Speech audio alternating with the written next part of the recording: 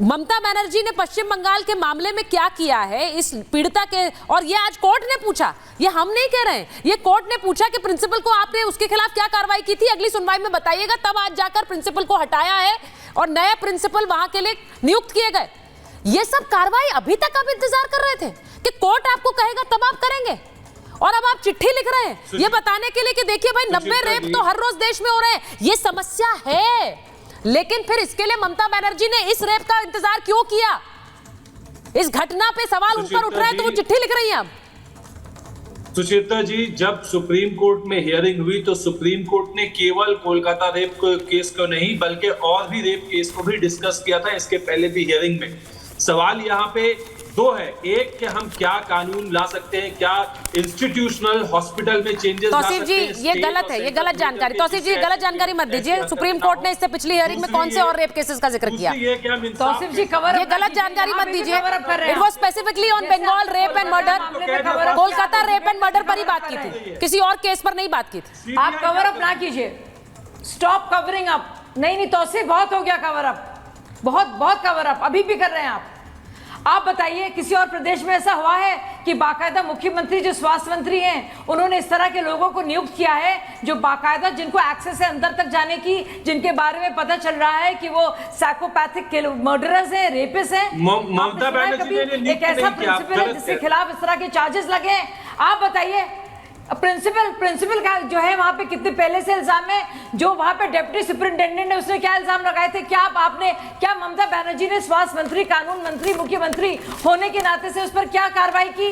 आप बताइए, जवाब है इसका। आप बताइए क्यों लेट इतना फॉरेंसिक टीम पहुंची, क्यों लेट इतना एफआईआर हुई, क्यों एफआईआर में डिटेल्स नहीं थे, क्यों नहीं आपने पहले फॉरेंसिक इन्वेस्टिगेशन किया? आपके पास जवाब है, जवाब है आपके पास। और एक और सवाल, आप जो कह रहे थे ना आपने, मैं बता 2 मिनट दीजिए मुझे, 10 सेकंड। आपको बड़ी बुरा लगा ना, आपको बहुत बुरा लग रहा है आपको ना कि गलत खबर है, मुझे भी बुरा लग रहा है। पर आप जानते हैं कि जो आपके मुख्य प्रचारक हैं ध्रुव राठी, उन्होंने जो विक्टिम है, जो हमारी डॉक्टर बिटिया की पूरी डिटेल्स सबसे पहले न्यूज में दी, ट्विटर हैंडल में दी, बाद में उनको हटाना पड़ा। उसके बारे में भी कहा है सुप्रीम कोर्ट ने कुछ। मुंह खोलने का आप जहमत करेंगे? उस पर नहीं जहमत करेंगे आप। मैं एक बार बड़ी खबर बता रही हूँ, जो बड़ी खबर हमारे पास है। एक तौसीफ जी मैं चाह रही हूँ कि आज इस मामले पर जब हम बात कर रहे हैं तो हम कोलकाता की बात नहीं कर रहे हैं सिर्फ, ये आप बात सही कर रहे हैं। जहां जहां इस तरह की दरिंदगी है उस पर बात होगी, लेकिन हैरानी ये होती है कि ममता बनर्जी इस मामले की गंभीरता को तब समझ रही है जब इस तरह की घटना कोलकाता में घट जाती है और देश भर में रोष हो रहा है। देश भर में एक बड़ी खबर बता रही हूं, आरजी कर के पूर्व प्रिंसिपल संदीप घोष के पॉलीग्राफ टेस्ट को मंजूरी मिल गई। सियालदा कोर्ट ने पॉलीग्राफ टेस्ट को मंजूरी दी है। सीबीआई ने कोर्ट से पॉलीग्राफ टेस्ट की मांग की थी। 4 ट्रेनी डॉक्टर्स के पॉलीग्राफ टेस्ट को मंजूरी दी गई है। ये 4 ट्रेनी डॉक्टर्स वही हैं जिनके साथ मृतका ने आखिरी बार डिनर किया था। तो पॉलीग्राफ टेस्ट होगा संदीप घोष का और उन 4 डॉक्टर्स का जिनसे आखिरी बार मुलाकात हुई थी पीड़िता की। ये पॉलीग्राफ टेस्ट को मंजूरी दी जा चुकी है। तो अब एक बार मैं एसीपी वेदभूषण आपके पास आ रही हूँ। ये पॉलीग्राफ टेस्ट को मंजूरी दी गई है। जो साइकोलॉजिकल टेस्ट है वो एक तरह के पैरामीटर्स होते हैं।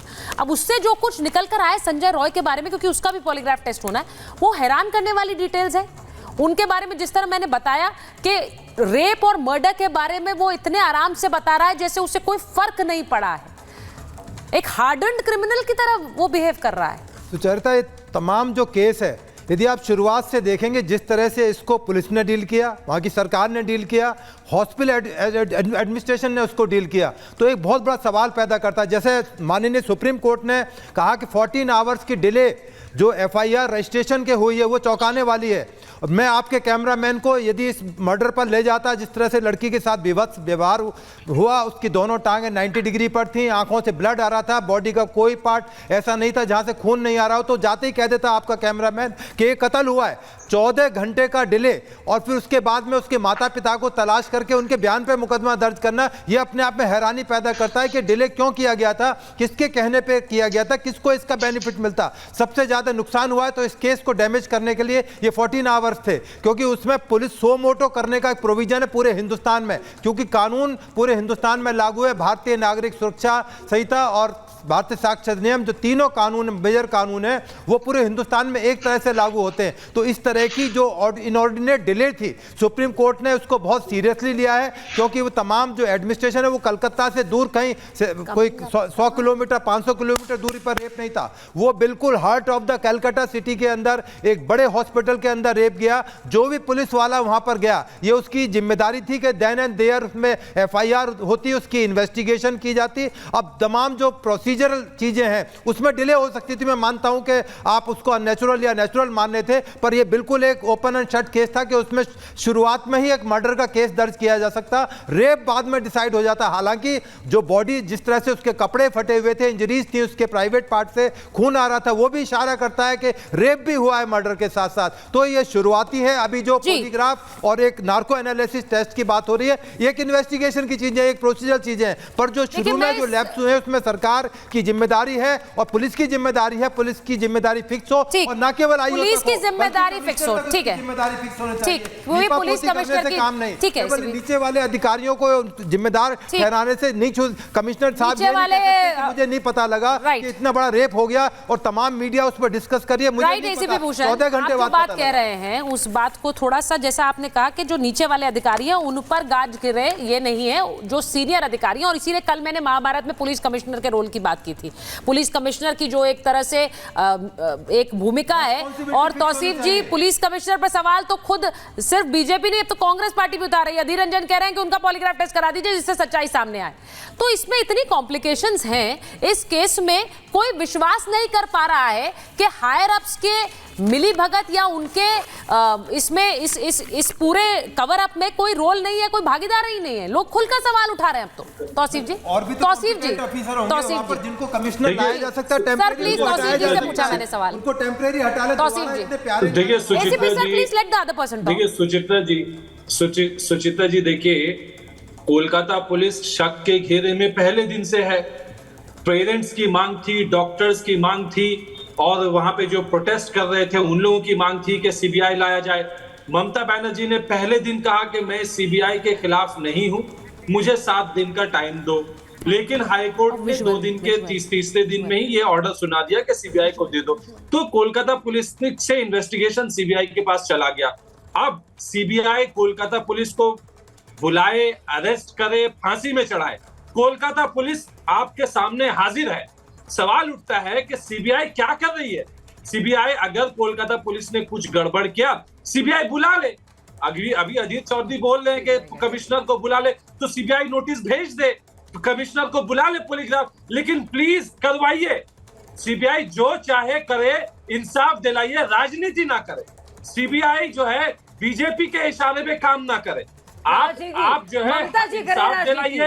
तौसीफ जी, मुझे एक बात बता दीजिए, CBI केंद्र के इशारे पर काम कर रही है, आपका आरोप लग रहा है, ये CBI केंद्र के इशारे पर काम कर रही है, सुप्रीम कोर्ट किसके इशारे पर काम कर रहा है? सुप्रीम कोर्ट ने ये नहीं कहा कि नहीं, मैंने आपसे पूछा सुप्रीम कोर्ट किसी के इशारे पर काम कर रहा है क्या? तौसीफ जी, सुप्रीम कोर्ट ने भी बहुत तल्ख टिप्पणी की है तौसीफ जी। हाँ सुचित्रा जी, सुप्रीम कोर्ट ने कहा है कि हाँ बहुत सारे सवाल हैं जिसके जवाब देना है, और जब काउंसिल कह रहे थे, सुप्रीम कोर्ट ने कहा कि हम खुद आला अफसर से ये बात सुनना चाहते हैं। बिल्कुल सही बात है, जिन आला अफसर को जवाब देना है वो जाकर के जवाब देंगे, क्योंकि ये जवाब कलकत्ता हाईकोर्ट में भी दिया जा चुका है और यही जवाब सुप्रीम कोर्ट में भी दिया जाएगा। लेकिन इससे CBI के ऊपर जो जिम्मेदारी है, 9 दिन से CBI क्या कर रही है? ना तो उसने संजय रॉय को फांसी में डाला है, ना ही ट्रायल स्टार्ट किया है। ये उनकी मंशा क्या है? अभी तक संजय रॉय का उन्होंने पॉलीग्राफ टेस्ट नहीं करवाया। अभी भी आपकी राजनीति जारी है। कोर्ट में प्रोड्यूस करना था, वो कोर्ट में प्रोड्यूस नहीं किया 2 दिन पहले। अभी भी आप पॉलिटिक्स कर रहे हैं। अब मैं एक बार शाजिया जी